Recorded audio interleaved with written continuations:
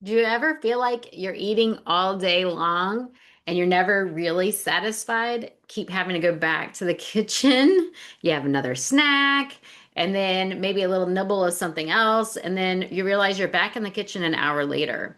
And eventually it starts to feel like, why am I always thinking about food? I'm always thinking about the next meal. What else can I snack on? And we start thinking maybe it's because I don't have enough willpower.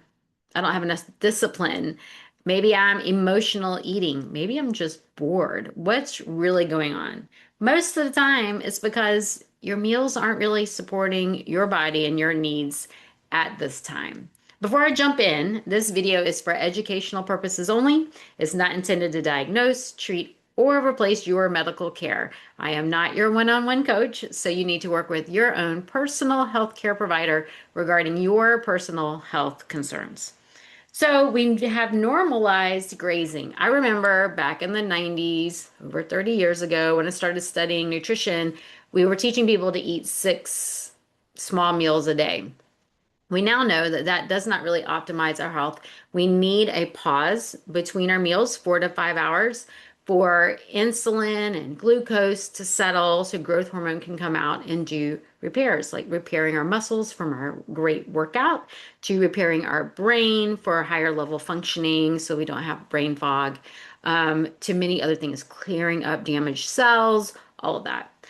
So during this wellness culture, my whole life, I'm in my 50s, I've been trained to eat lighter, snack smarter, snack on vegetables throughout the day, and not to eat these heavy meals.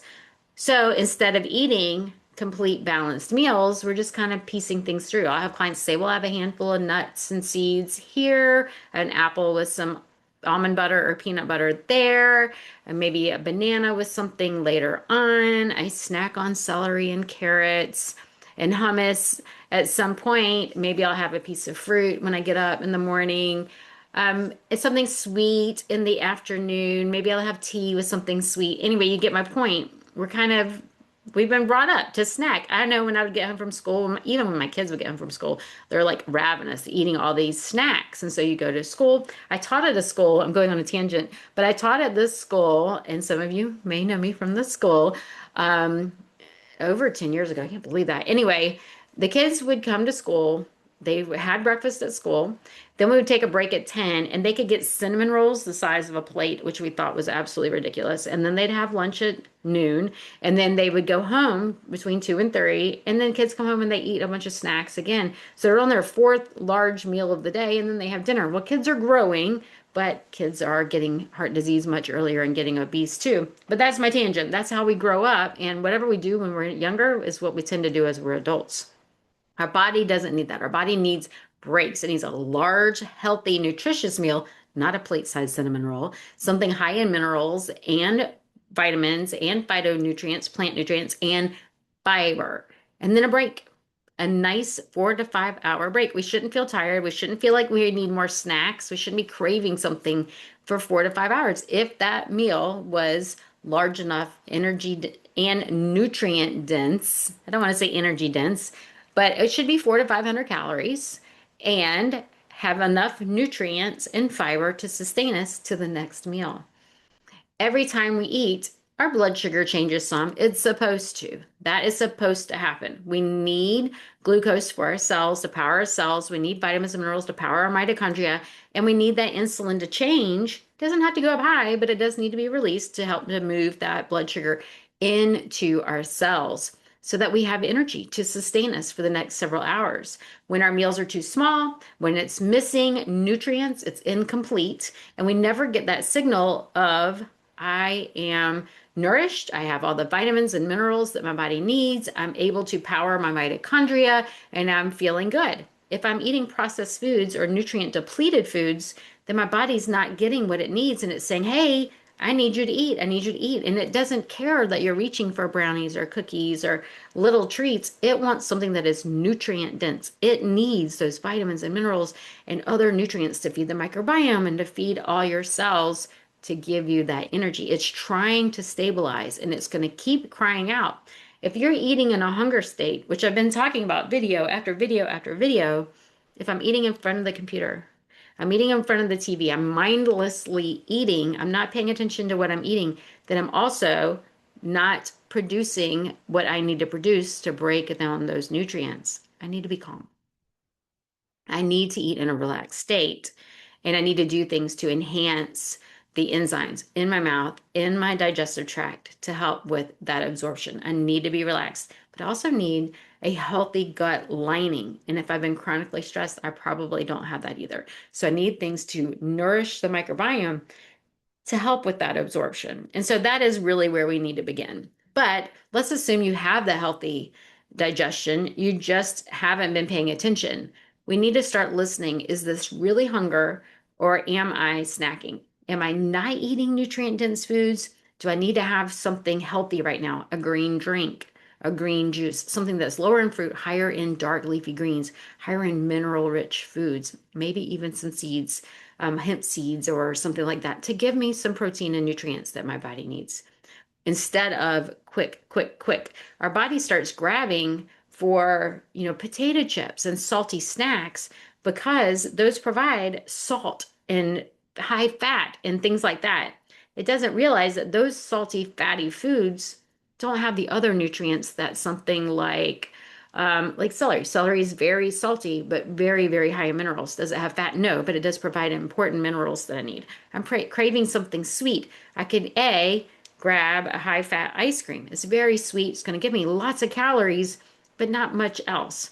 Whereas if I grab a piece of fruit, it's very high in vitamins, not as many calories. And so we have to kind of balance things out. Am I saying fruit with ice cream? No, we can find other things we can do. Nuts and seeds with some fruit that will give us a healthy fat and lots of high vitamins. Or red bell pepper, very high in vitamin C, things like that. And so looking for the right foods and putting them in combination. Don't just snack on walnuts and red bell pepper. I don't want you to have a lunch of walnuts and bell pepper, but I want you to include those in your giant salad with other nutrients.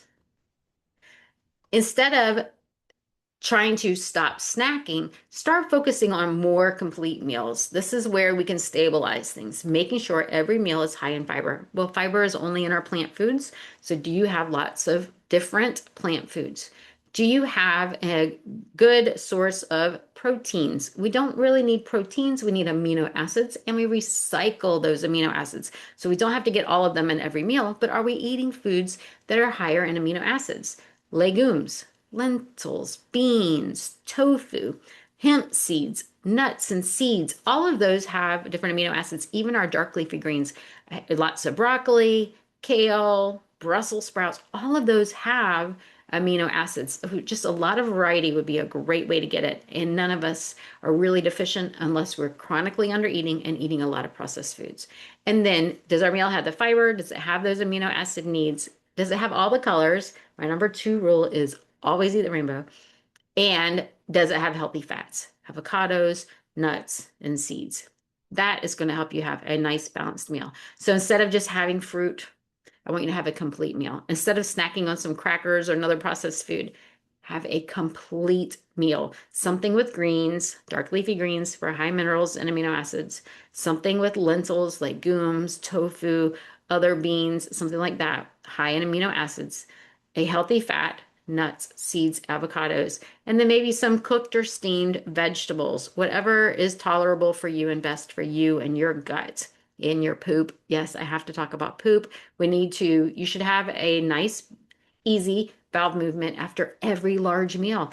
Do you, or have you been constantly holding back and not letting yourself listen to those signals? If not, you may be recycling toxins, and that's hurting your intestines and all of your hormones as well. So we need to focus on really nourishing the body, really having those nice balanced meals. So why does this matter for someone with autoimmune? So my history is autoimmune. I work with people for autoimmune. My mission is to save body parts, especially this one in here, the thyroid. If you're dealing with autoimmune symptoms, you've had flares, chronic fatigue, so many people have fibromyalgia, inflammation, you struggle with energy, especially in the afternoons. Sometimes that's related to blood swings. Sometimes that's related to stress signals. We are all so chronically stressed. As a matter of fact, I can't think of a single client I've worked with that doesn't have chronic stress. We all have chronic stress, right? When our body feels unstable because we're chronically stressed, I'm pointing at myself here too, then it starts searching for that quick energy. Our mind doesn't really think about what we're eating next. We're just reaching for that something sweet, something salty, something fat. And so it gets less about the body choosing something right. Is we're on autopilot, just grabbing foods. We need to help our body to feel safe and supported. Stop when you go to reach for something and go, hey, is this what's right for my body right now? Is this really going to help me right now? And I am human just like you. I grab the stuff. If it's in my house, it's in my mouth. So if I have something junky in my house, I'm going to eat it. So I don't buy it. I have to go somewhere to get it. Am I going to jump in my car? I live 12 miles from the grocery store. Am I going to jump in my car and drive 12 miles to go get a junky snack? No. Can I make a junky snack? Yeah. Is it going to be healthier than what I get at the grocery store? Yes. And so those things happen too. But it takes time to make that junky snack. So then you have plenty of time to think about it as well. So I want to make it practical. Don't try to be perfect overnight. Pick one meal at a time, just like I said in our last video. Usually people will pick breakfast. The easiest thing to me is lunch. I always have leftovers on a salad. How easy is that? Get some nice greens you can throw on a plate, top with your salad, right? Top with your leftovers from last night, right? And then add a nice sauce, dressing, whatever, something clean. Make sure you read the ingredients. Number one rule is always read the ingredients and look at it. Is this going to keep me full for hours? Maybe I need to add some pumpkin seeds on top. That gives me extra amino acids. It gives me some vitamin E. If it's pumpkin seeds, it gives me extra zinc, wonderful for the immune system. If it's not going to keep you healthy, then make sure it has the amino acids. Hemp seeds are great for that. Quinoa is great for that. Does it need more fiber? Does it have enough plants? Plants are the only thing that has fiber. Does it have a healthy fat? Pumpkin seeds, walnuts, hemp seeds, avocado. Can you add something like that to help keep you satiated? Are there beans, legumes, tofu, maybe a side of hummus, something like that? That's our lunch. Salad with leftovers. Enhance it with amino acids, beans, tofu, seeds, a healthy fat, and any other plant foods to boost the fiber content. So if you take anything away from this video, constant snacking is a sign that your body is not being supported by your meals. Go back and look at your meals. This is how I help people work through their health concerns. It's not by adding more food rules. The last thing we need is more rules. And I'm one of those that says, don't tell me what to do. And so I try not to give you rules, but helping to create meals that are sustainable, help your body feel safe and stable. Once your body feels safe, your energy stabilizes, your cravings calm down, you're not grabbing and snacking at foods, and everything around you starts to feel a little calmer and a little easier. So if you want an example of a meal created this way, I'll try to link one below. They're definitely on my website. And if this video has helped you, I want you to share it with someone you love who is tired of feeling hungry all the time. Anyway, like and subscribe to my channel. You know I love to hear from you. So please comment below and I will get back to you. I will talk to you again next week.